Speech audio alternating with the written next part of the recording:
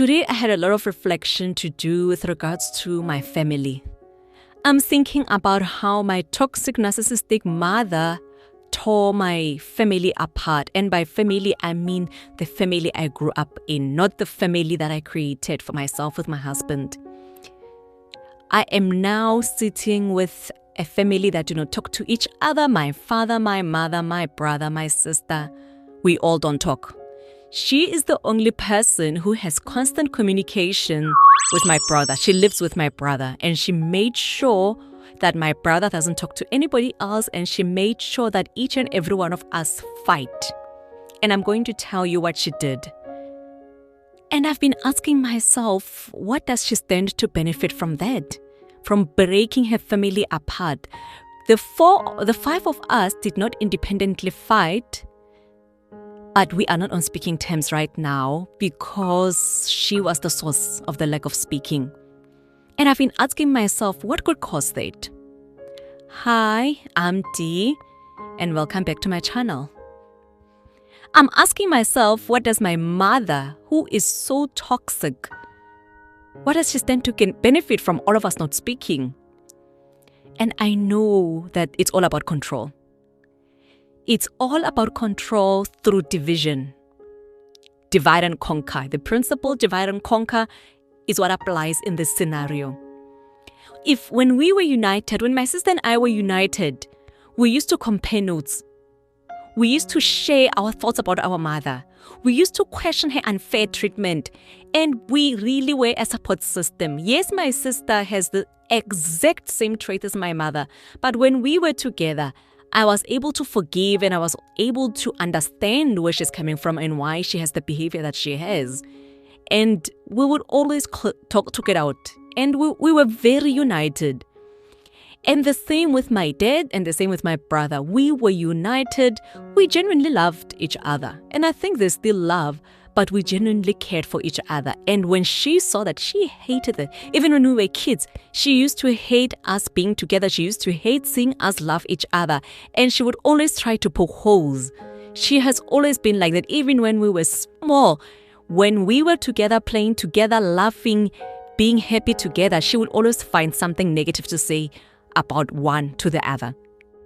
And I realized that she felt threatened. Her authority felt threatened when we were together. And she always used to make sure that she turns us against each other. And funny enough, she started creating a different dynamic between all of us.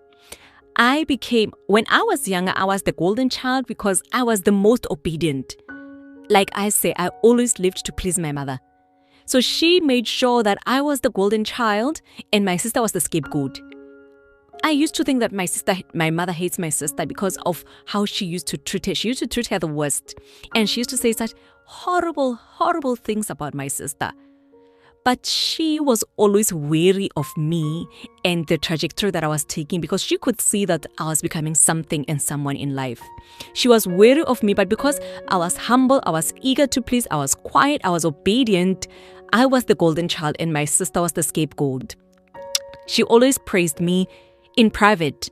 But then if she realizes that I'm taking in the praise, she would turn it around and humiliate me immediately. And demean me immediately. She would praise a certain thing that you do. She would praise something, and the minute she realizes that you are gloating or you are happy about it, then she would switch it up. She would put so much pressure onto me to consistently be good, even with things that were childlike. When I just wanted to be a child, I was not allowed to because you are supposed to be good. You are supposed to be the best. You're not supposed to do that. And my sister on the other side, she was criticized every day. I was criticized all the time. And I'm not saying I was criticized all the time, but certain acts that she wanted me to continue, when I was humble, when I was obedient, she would praise that. She would never used to praise me being good at school. No, she would praise the behaviors that glorify her. But my sister, because my sister never used to stand for her bull crap, she was always demeaned. She would say the most horrible things about my sister. And Between me and my sister, I know that there was some bit of resentment because sometimes my sister would catch when she would say bad things about her, or in praise of the good things, in praise of my humility, in praise of my obedience. And it built some sort of resentment. And there was always pressure on my side to always do good, always be nice to her, always do what she wanted. So, like I said, I never had a life and I lived for my mother. But my sister, on the other hand, she did not care about that bullcrap. And she always used to make sure that we compete for her attention and for her love. And being a child, we did. Being a child, I know I did. I know I so badly needed my mother's approval because it's something that I still don't know even today. I so badly wanted it because I would always be so good and I would wonder, why isn't my mother noticing that? Why does she only say it to praise herself? She only glorifies what I do if it's in praise and if it's in relation to her. My sister could not care. And the triangulation. Let me tell you, the triangulation that has happened between all of us, including my dad, including my brother. Every time you would hear negative things about another person, there was not a single time where you would sit with my mother and she doesn't say anything negative either about my dad or about the other sibling. And we used to have to spy on each other. We used to have to spy on each other. Even when I became an adult, she would call my sister to find out what is happening about me. She would call me to try and find out what is happening. And being a child, you are stupid. You are naive. You don't know what is happening. It's only when you realize that, in hindsight, when you're older, that you realize that this was just plain triangulation. And funny enough, I've always known that my mother is not a loving parent. Even when I was a child, because I never felt the warmth. And I would realize when I visit my friends or when I go to my friends' homes, I would realize that the vibe is different, that they are free, they laugh genuinely, they are happy to be home. And I was never happy to be home.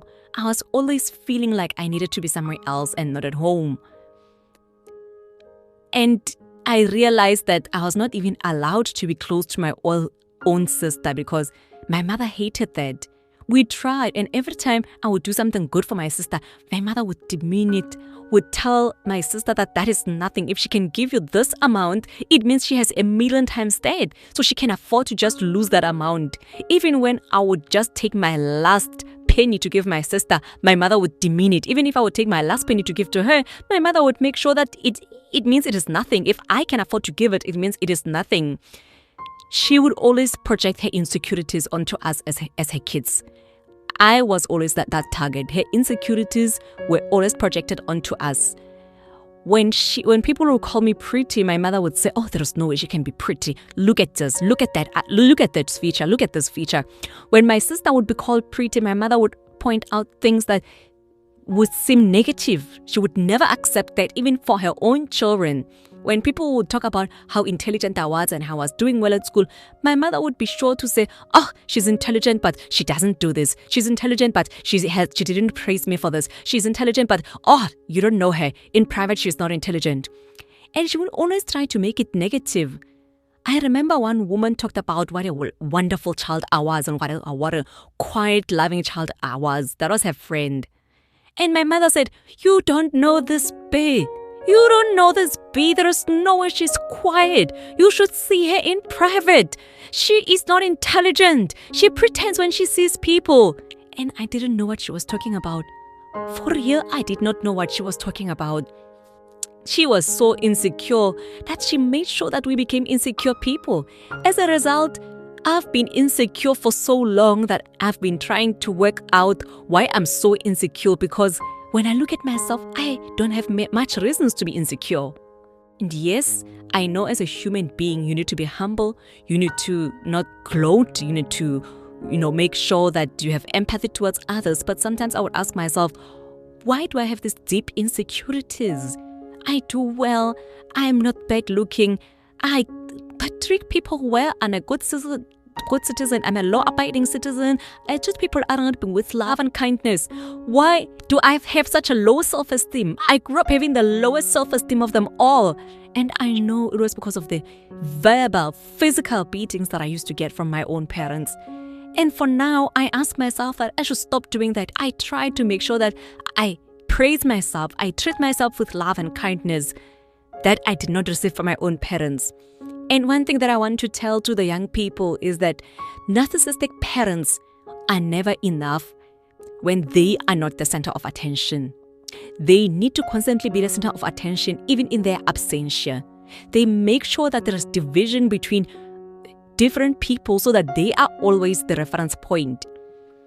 Because for them, it's all about the control that they want, it's all about the attention that they want and that they sorely need, and it's all about the emotional power within the family.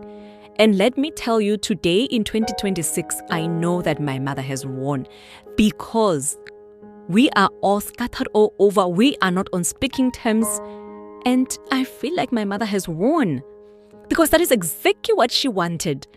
And one day, I'm going to be brave enough to talk about my final straw. What broke the camel's back when she started coming for my marriage is what broke my camel's back. When she used her desire to be in my life and wanted to come in between my marriage and used my husband's name, that's when I knew that I have to cut this woman off. That's when I blocked her. And that was 8 years ago. And I do not regret a single thing, because the peace that I have acquired ever since I separated from my parents, I cannot replace it. I love my life. I have a peaceful, quiet life. My nerves are calming down. I'm enjoying life in a different way since my mother's no longer in my life. And for you young people, be aware of the tactics that the toxic narcissistic parent uses against you, against your siblings, and against the other parent. Be aware of that and try to navigate your way around it with the awareness that these people are doing it just to control you. It's got nothing to do with love. It's got nothing to do with care, but it's all about maintaining power and maintaining a sort of status within your lives, within all of your lives.